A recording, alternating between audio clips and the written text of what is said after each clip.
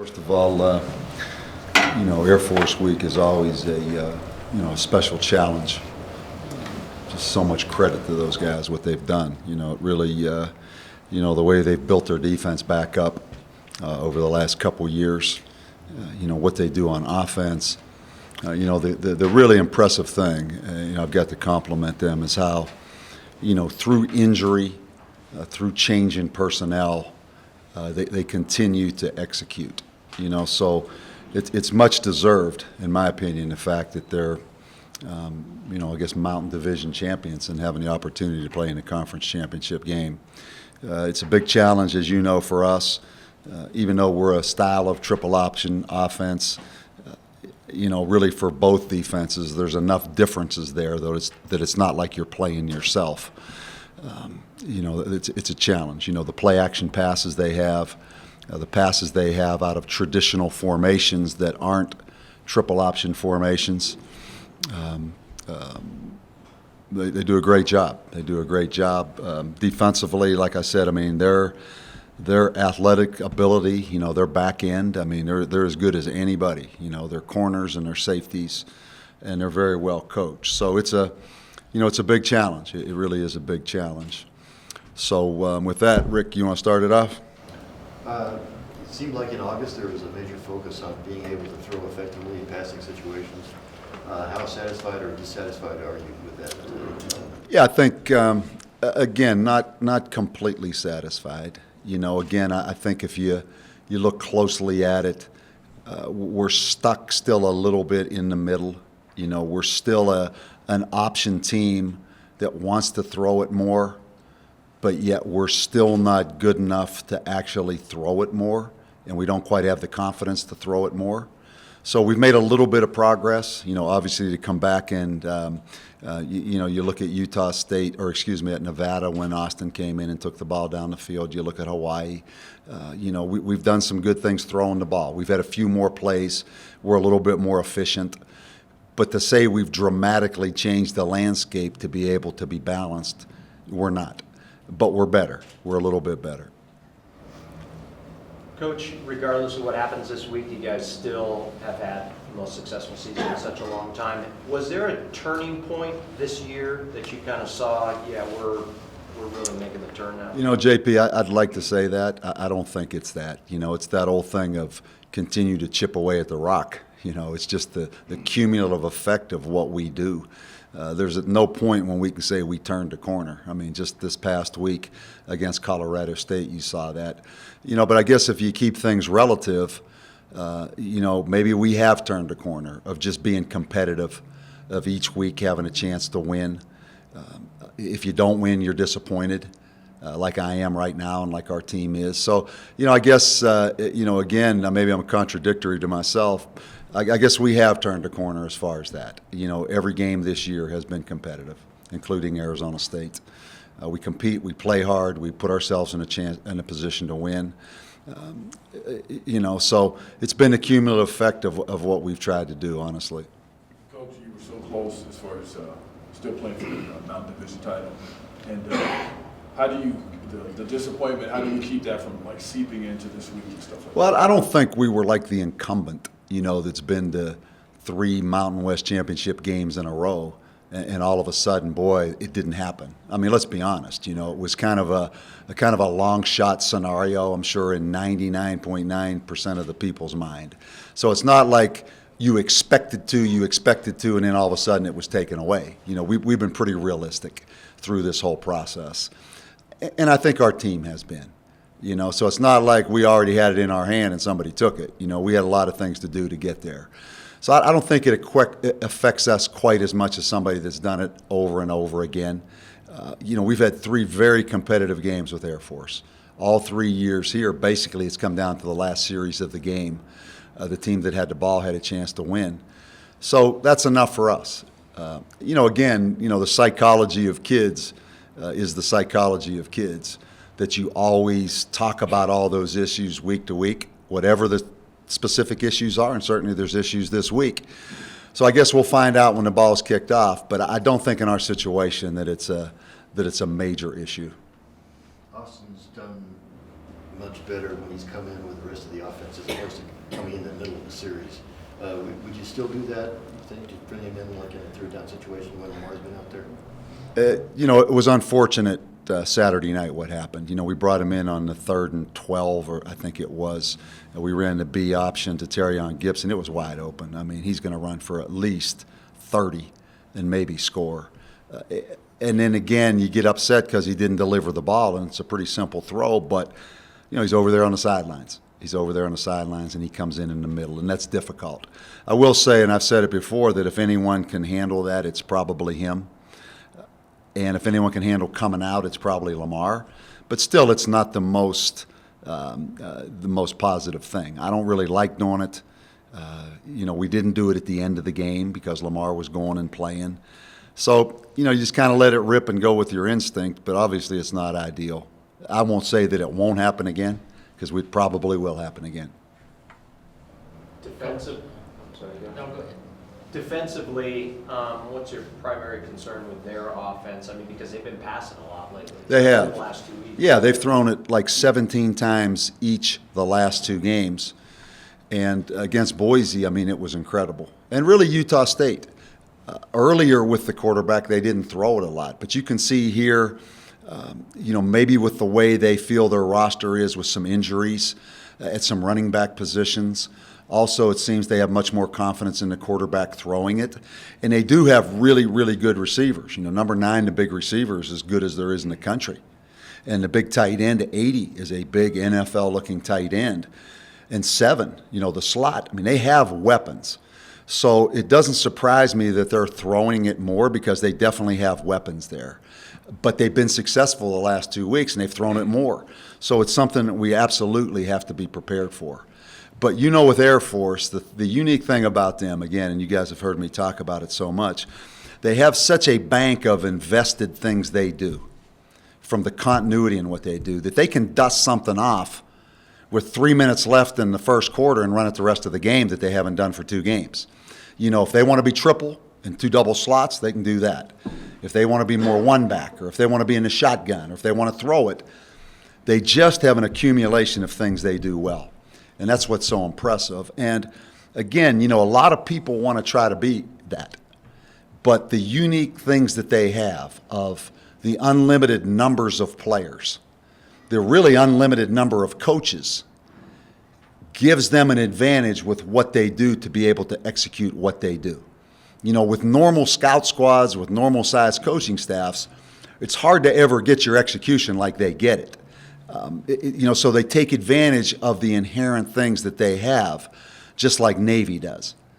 But again, you really have to defend it all on a week-to-week basis because they just dust things off and go with it. And you guys have heard me before. They remind me so much. I mean, Tom Osborne, when he was at Nebraska, with their incredible walk-on player program, when you didn't have Title IX and you had all the numbers you could possibly have with walk-ons and scout squads, Nebraska was so much like that, where they really have 2 or 3 offenses within the framework of what they do. The game has changed so much that really the academies are the last ones left of having unlimited numbers of players and coaches, and it really fits into what they do from such a execution exact type of schemes that they do. And they do a great job. They really do. How about the seniors, Reese White, David, and I, those guys, just how have they helped, change the program? Oh, man, just, I said last night on my radio show, you start to think about, really for the first time, guys that have been here with you, irreplaceable. I use that word, and I'll use that word 10 more times with these seniors. Irreplaceable players. Reese White, David Anaya, Zach Rogers, Cranston Jones, Chris Edling. You look now, Romine, Oldenkamp, Presley. But just those particular guys that came in at that time, didn't get the red shirt. Just it's an unbelievable journey that I think is really kind of unique. Maybe Reese White or Anaya someday will write a book, but it's just some irreplaceable guys. I've got so much respect for those guys, and hopefully we can keep them around. If you look around, we've got Lamar Bratton, we have Toye Adawan, we have Casey Carrier, Bowers is around here all the time. hopefully we keep those guys around and continue to build on that piece of it too. This year, I think you're playing only two of your true freshmen. Back in 2012 is the opposite. I think you're only giving Richard two or three. Yeah. How encouraging is that from the standpoint of building? It is, and every Friday, I get a chance to get in there Friday morning. We have a special workout with those players that we're redshirting or the players that are on the scout squad. And every Friday, I kind of go in there and work out with them a little bit just to keep my eye on them. And there's some guys in that room that I think can immediately help us. I look at Blair Manley, the big corner from here in town. Johnny Williams, the nose guard. Austin Acacio, the linebacker. Ewing Simmons, who we redshirted, that tore his pec. I'm probably leaving someone out there. And on offense, those three offensive linemen that were able to redshirt. The two receivers, the two young receivers, Q Drennan and Anu. So exactly, you look at the advantage. Lee Crosby is still trying to catch up, but the advantage Lee Crosby had to redshirt. You look at Daniel Henry. Even though he started for us last year, he was hurt in the Arizona State game. We were able to really redshirt him, and he got the medical. Daniel Henry now, that is invaluable. And again, you go back to the seniors, those guys that didn't have the chance to do that, you feel bad, and you appreciate what those guys did because they stepped up there and did what they had to do as young guys and played. And now all of a sudden they're gone, just like Eden Mahina. Eden Mahina comes in and he plays. He's gone. Redshirting those guys is key. Like you said, to only play two true freshmen compared to when we came in, when we had to put everybody we had available out there on that field, is one of those kind of under the radar things that people that really don't understand the process probably wouldn't appreciate. But that's really what it is.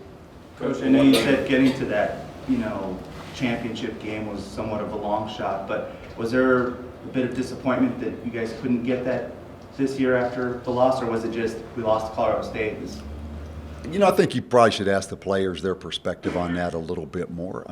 Certainly it's 21-20 with 13 minutes left in the game, and we have the ball on Colorado State's 5-yard line and get no points.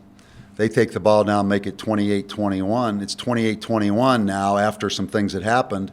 We have the ball with almost 3 minutes left and 2 timeouts on their 40-yard line. We had our chances to win the game. So obviously, even though to some degree we were an underdog going into that game, which I'm sure we're an underdog this week, it kind of was a long shot, but there was a point there where, we're going to do this. We're going to go win this game.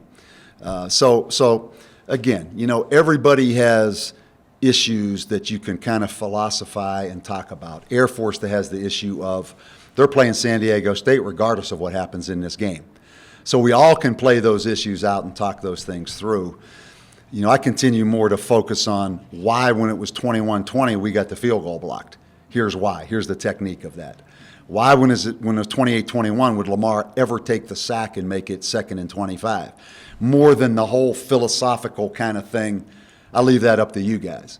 But it's certainly, you have to address those things with your team, just like I'm sure Troy Calhoun's addressing that with his team, about playing a game that doesn't really matter if you just look at it on paper. But I promise you, to those guys, it matters. Coach, with one game left, where are your guys as far as the way you see it? How would you evaluate what's happened so far? Did they exceed your expectations? I wouldn't say that. We went into this season, a lot of people probably go back and think back to the summer when we made a little more of a statement about having the opportunity to go to a bowl game this year. And, why would he say that? Well, I didn't say it for any agenda other than I thought we had a chance to win 6 or 7 games and go to a bowl game. That's exactly what I thought in the summer. So we are about what I thought we would be. Again, the way that we did it, I don't know anybody would have said we'd have beat Utah State and Boise State to do it, but would anybody have said Air Force would have been the Mountain champions this year right now? So it's about what I thought it would be, and I still think the best is ahead of us. We do have some issues that we have to address with our football team and the way we're schematically doing some things that I think we have to improve on, as you always do. But it's about what I thought it would be, Van. Coach, Third down for conversions. I noticed that 2 weeks ago we were 2 for 14, then we were 0 for 10, but we were 6 for 10. Did you make Yeah. some changes? What we did on Friday, last Friday, again, did this have a direct effect or not? I took our offense and I went through every third down we've had over the last 2 weeks, every third down. And I put the play up to show it on a video. But just before I did that, I went back to the first and second downs in those scenarios, where third down always comes back to first down, for us especially, of what happened on first down, what happened on second down, why are we in this position, more than schematically what we're trying to do on third down. So we took every third down the day before we played Colorado State and just went through and talked about every third down we've had, why we were in that situation, where the problem was. And most of the time it wasn't what we did on third down to try to convert. It's what happened, as always, on first and second down. But we really tried to emphasize third downs. We did have some really great conversions on third down. Part of it was Lamar taking off and running on a fourth down. But, yeah, I mean, you're not going to win like we won against Boise being 0 for 10 on third down, and we knew that. So we tried to address it specifically.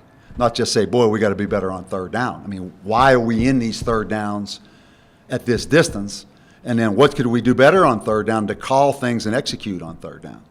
So, again, that's another thing of, we're just right in the middle of the specifically trying to coach to get better, more than the whole overall philosophy of everything.